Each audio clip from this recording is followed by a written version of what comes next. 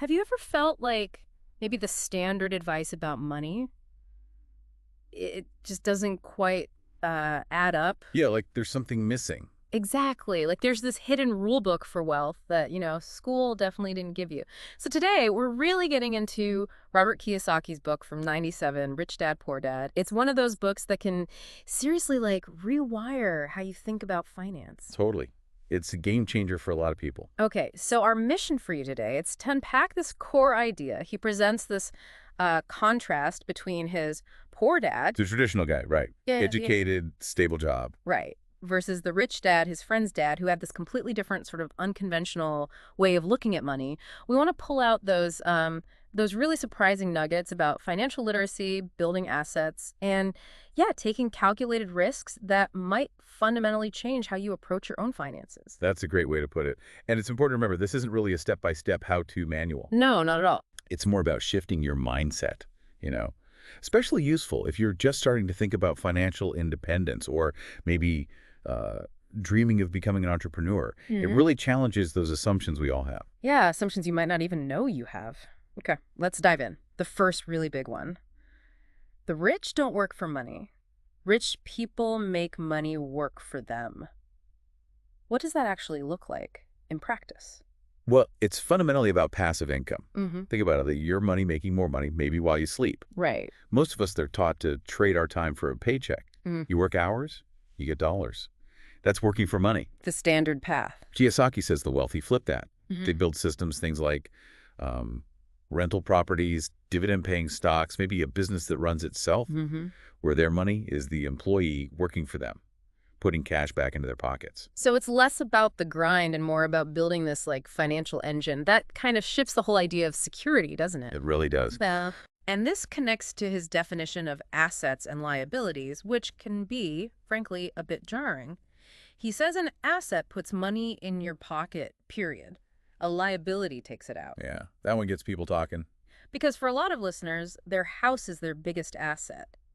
But Kiyosaki might call it a liability. How does that work? It's a really key distinction he makes. Yeah. Look, your primary home, the place you live, especially with a mortgage, taxes, upkeep. All the costs. Right. It consistently takes money out of your pocket each month. So in his framework, it's a liability, even if its value goes up on paper over time. Okay. He's pushing you to differentiate what's a personal expense versus a true cash flow generating investment.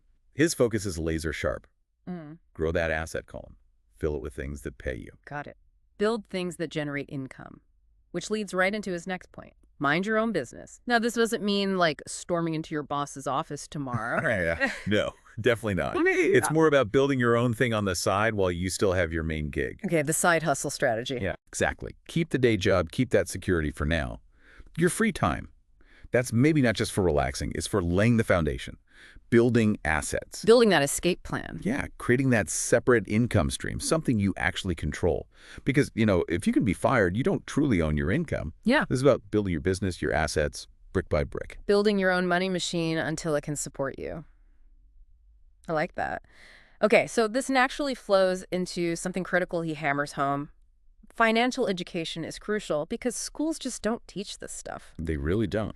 So what specific skills does Kiyosaki say we absolutely need? Well, fundamentally, just understanding how money works. Like beyond just getting a paycheck and paying bills. He stresses learning to read, basic financial statements. No. Not to become an accountant, but to understand your own situation. exactly, to see your finances like a business owner does. What's coming in? What's going out? Are you building assets or just liabilities? It's like your personal dashboard. Makes sense. And this connects to his idea of work to learn, not just to earn.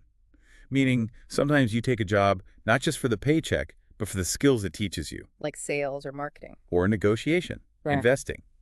Skills that help you build your own business or asset base later on. It's a longer-term view. Right, investing in yourself. Okay, another big one. Overcome fear and take risks. This is tough for people. The fear of losing money is huge. It's paralyzing for many. But Kiyosaki isn't saying be reckless, not at all. About gambling. No. He argues fear keeps people trapped. His message is about learning to manage risk intelligently.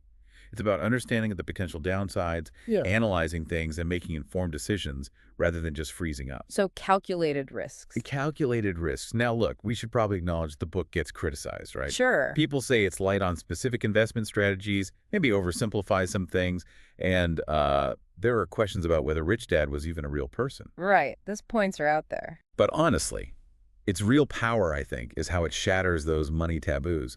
It motivates you to grab the wheel of your finances, fundamentally shifting how you think. It's about thinking like an investor. Okay, so wrapping this up, what's the big takeaway for you, the listener? We've hit on assets over liabilities, the need for financial smarts, and having the courage to manage risk. I think it boils down to what Kiyosaki himself said. The single most powerful asset we all have is our mind. If it is trained well, it can create enormous wealth. That's powerful. So think about that. How could training your mind differently? How might that change your financial future? Hopefully, this deep dive gives you some things to explore.